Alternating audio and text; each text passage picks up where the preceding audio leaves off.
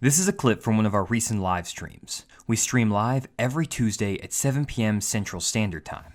As a reminder, this is our second channel, Fish the Moment Live. Our main channel, Fish the Moment, is where we have all of our highly edited YouTube content. We spend 30 to 40 hours a week producing one YouTube video that's posted on the Fish the Moment channel every Friday at 7 a.m. Central Standard Time. These videos include on-the-water footage of us actually fishing, as well as detailed instruction on how to use electronics, fish offshore, and a lot of other great information. Make sure to check out the Fish the Moment channel if you enjoy the content on this channel. You know, the best days you have on the water are the days that you don't have much to lose. I mean, for me, the worst, one of the worst things to be in a position-wise in a tournament is if they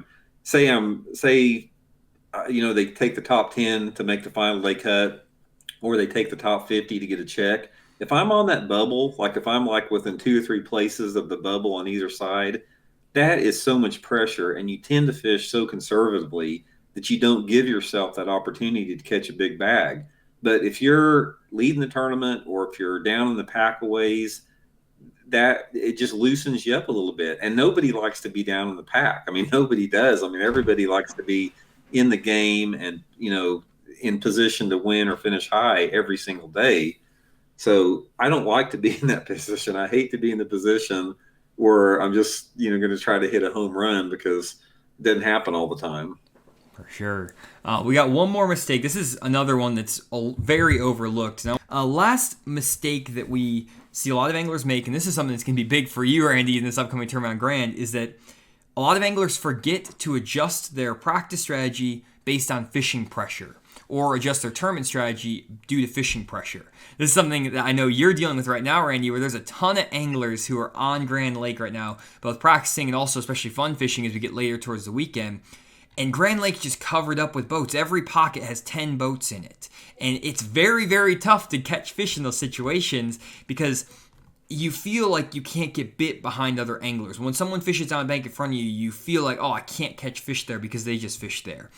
To be a good tournament angler, you have to get over that, one, and you have to figure out how to adjust to that as well. So one example, I'm just going to use another Lake Dardanelle example, is I won a junior state championship on Lake Dardanelle when I was like 17 years old. It was for junior Bassmaster, so don't take too much weight into it. It was just a state championship for juniors, but basically there was a bunch of tournaments this weekend. There was like 4 other adult, I call them adult, but regular tournaments on that same weekend, and I ended up catching 18 pounds and also jumped off a like 4.5 to 5 pounder at the boat, weighed in a 13-incher, and I should have had about 23 pounds. I would have won every single tournament that day if I had landed that fish, but I would have been the top 3 in every tournament that day, plus I won the tournament that I had. This is competing against team tournament guys. So what I was doing was, I knew that there were a bunch of fish setting up on these bridges, right on the corners of these bridges, and in the kind of these grass mats that were leading in just off the edge of these bridges. I figured it out in practice, and there were a bunch of these stretches that were really good.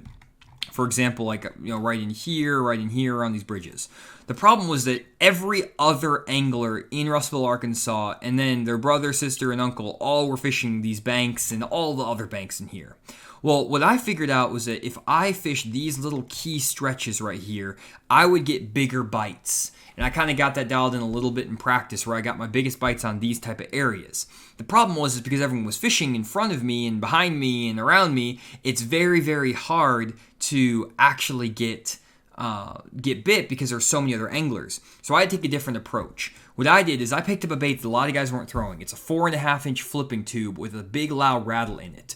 And I would fish down these banks, these little sections like this, as slow as a snail. So I would basically put my boat out here maybe 20 or 30 feet away from the bank, pitch my tube up to the bank, and drag it off the bank super duper slow. And I would pull it off the bank further than anyone else was fishing as well. And I found that by fishing that tube with the rattle in it really slow, I could fish behind anybody and catch fish. It didn't matter. I could go behind any angler and I could get bit. And I didn't care if there were fishing other fishermen around. And that was kind of one of the keys, is I figured out the perfect bait. Not maybe it was the perfect bait, but it was just a different bait that no one was throwing. Another example is on Lake Dardanelle again. It was when I won that college regional championship. I have some good success on Lake Dardanelle. But when I had that college regional championship, there was a spot over here that was just getting absolutely hammered. There must have been 30 different boats that fished it, seemed like, that day. Like, it was just like a Ferris wheel where you had to get your ticket and then take your turn going on the ride. And there was a real roadbed that runs this creek channel here, and everyone was fishing it. Big community hole. Well, I basically fished all my other spots that were sneaky, and I had like 16 pounds, 17 pounds in the boat, and I needed to get an upgrade. And all these other guys were fishing these areas, and I knew most people were fishing deep dive crankbaits, 10-inch worms, football jigs, just other stuff. And what I did is I picked up a bait that I knew no one was throwing at that time. This is back in 2013, before the hair jig was really known. I picked up a hair jig, threw it in this spot, caught a 4.5 pounder, and made a call after about 10 guys had fished this spot. And then right after I left, about 10 more guys probably fished it before the end of the day. And I would talk to a few guys who were in the tournament and stuff, and they're like, I told them they saw me catch that fish, and I told them what I was doing, and they said they hadn't seen anyone catch a fish on that spot all day, and everyone had fished it. And it was just that I used a little bit of a unique bait, but I knew I could go behind everyone and throw that hair jig and get extra bites. And I basically was able to put all the fishing pressure out of my mind, not worry about it, and still get bit regardless. And that's how I always found was successful for me in tournaments, is I always thought about what is the bait that no one else is throwing? And I found the best area. I focused on area first. I didn't care about what bait was right. I needed to find the areas that had the big fish. That's more important than anything. But once I felt like I had an area or some sort of pattern dialed in, I then picked up a bait that I felt like no one else was throwing, so that way I could go behind people. So that's kind of what I was thinking. What do you think, Randy? If you enjoy our videos and want more in-depth instruction about bass fishing, check out our virtual seminars on fishthemoment.com. On our virtual seminars page, you'll see all of our upcoming live seminars, including our advanced summer jig fishing seminar focused on both offshore and shallow jig fishing, where Randy and I will give you our best secrets in terms of bait modifications, areas, retrieves, and a lot of other great information. You can also find recordings of our past seminars. We'll be updating our library every single week with past seminars that will help you become a better bass fisherman. Check them out on fishthemoment.com. If you can find the key little bait, that is the deal. I mean, because not only it helps your confidence out, there's nothing that will boost your confidence thinking that you've got a bait nobody else is throwing. And there's nothing that makes it more difficult to fish in a crowd of people if you know you're fishing the same bait everybody else is. That is miserable unless they're just absolutely biting it like crazy. So, there's a couple of different things for me. Like I said, I agree with Johnny on that little tweaking a bait is the key, whether it be color, profile,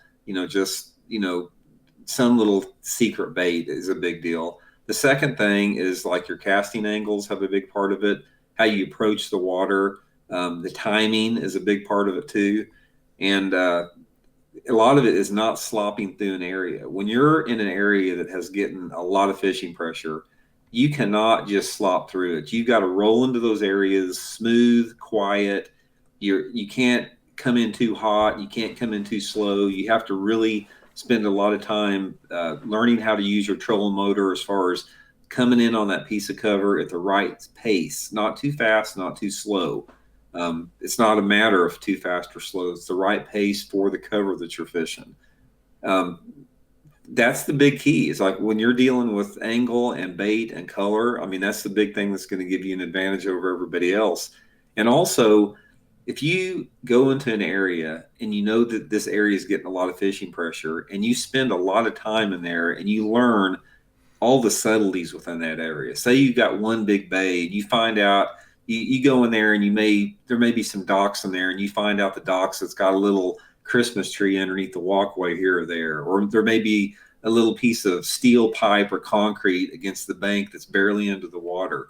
The more time that you get intimate with the area that you're fishing, the better you're going to be off. Because one of the things that I always told myself for so many years, and I still do, is if I get into an area that I know there's a bunch of fish in and it's got the potential for me to spend my entire tournament in, I stay in there in practice, and I may not even fish it, but I study the area with a fine-tooth comb. And I want to go out of that area and say, I know this area better than anyone in this tournament. It doesn't matter who's in this tournament. It doesn't matter who comes into this bay or this creek. I'm going to catch as many or more bass than they do because I know it better. So that will give you a big confidence boost well. So, and it's all about confidence. You got to build your confidence up in whatever way that you can do it.